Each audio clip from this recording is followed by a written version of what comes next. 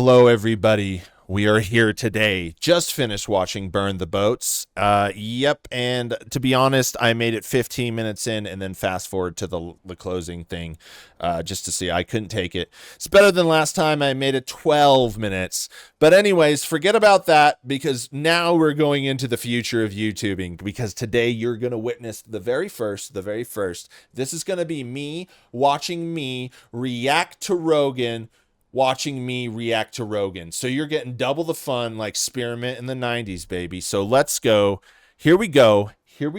First point I wanted to make, a funny point and a serious point. And then I'm going to close it out. And then I'm going to tell you thank you because not many people say thank you anymore these days. And I have a message for you. So stay tuned. This will be quick. He says he's going to kill you and fuck me. Yes. I just got to point out, this is the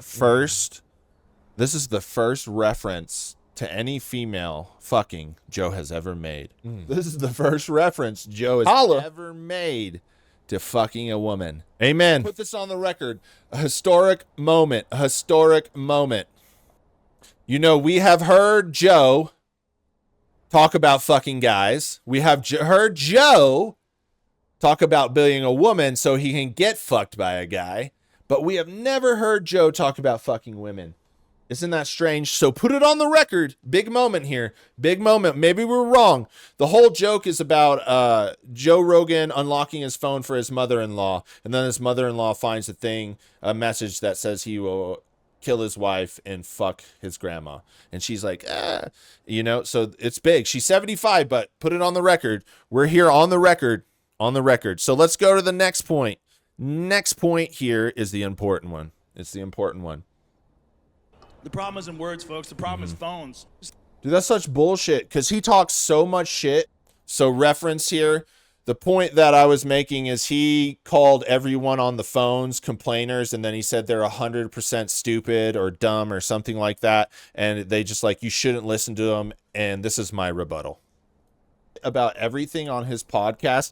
He talks so much shit about liberals. He talks so much shit about the woke. He talks so much shit about government officials. He talks so much shit about the media. He talks so much shit about anybody he doesn't like. He talks so much shit about his own friends. Complaining people. Listen, we all, right, can do that which happens on the phone. Hey, we could all be, crazy commenters on the phone. It's just, what lights us up. And just because we say something or complain about something doesn't mean we're a terrible person. We're allowed to complain. If we're terrible people, then take down Google reviews on the internet. How can you be okay with that, but not this? No, Mr. Rogan, you have a problem with you. Because your comedy is not funny, and you want to gatekeep because if someone comes in that's not funny, that is actually funny, it blows your shit out of the water. It does. You're protecting yourself by allowing bad comedy and bad comics to be headliners. You are destroying comedy because you are trying to gatekeep it as hard as possible because this is your dream to be a great comic, and you're not a great comic. This is the part when the choir, the drums come in. Praise it, hey, praise it. All right, sorry. Praise him. All right, anyways. That's just not what you are. I just got into that a little bit. Maybe you could become, but you're so fucking delusional that you don't understand that you're not a great comic. He's not. It's true. It's so delusional. It's fucking crazy, man. And now he wants to call all of us like, no. You can't sit there and complain on the largest media thing in the world and then be like, oh, all the rest of you are stupid because you complain. Get the fuck out of here. He says he's going to kill. I want to say that this is why I make these videos. Like, you're free to like Joe Rogan. Like, that's not a problem. If his style of comedy is your style of comedy, I'm gonna be suspect of you and probably like not trust you. But it's 100% your right to like it.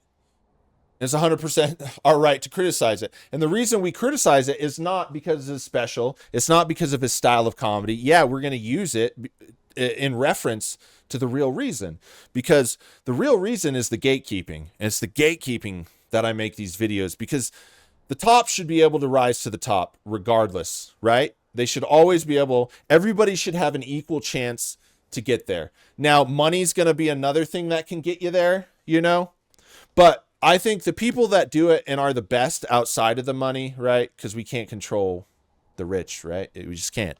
I think they should have a chance to go to the top. And Joe Rogan is the money that is gatekeeping. He's making the scene in Austin, so everyone comes to Austin, so everyone thinks they have to go to Austin, but he gets to pick and choose. He's the Mitzi Shore. He gets to pick and choose who succeeds, and that's why. And when he gets to do that, he gets to buffer himself. Because if the best were in his club, he wouldn't be able to go on that stage. Or he would have to get a hell of a lot better to go on his own stage, because that stage would eat him alive. That audience would eat him alive. But if he keeps the audience dumb, he's a king. That's why I make these videos, because we can't allow the rule of kings to cancel out the voice of the people. We are all people. We are not subject to a self-appointed king, and he has to be accountable, because without the people, you aren't a king, and without a king, we're still the people. That's why I do it. And closing on this, I gotta thank you, all of you. I know I'm a little crazy, I talk too much, I hear you in the comments, but it's who I am. It's not gonna change. I do what I do, and I want to be true to myself instead of conforming. Yes, I could get better with audio, video, but this is what it is, you know. I just keep it simple because I have to work a job, and my job involves this stuff, and I don't want to do this stuff outside of my job. So I just turn on my webcam, hit record, you see this, that's it, right? So I just want to say thank you guys for supporting me. This is wild.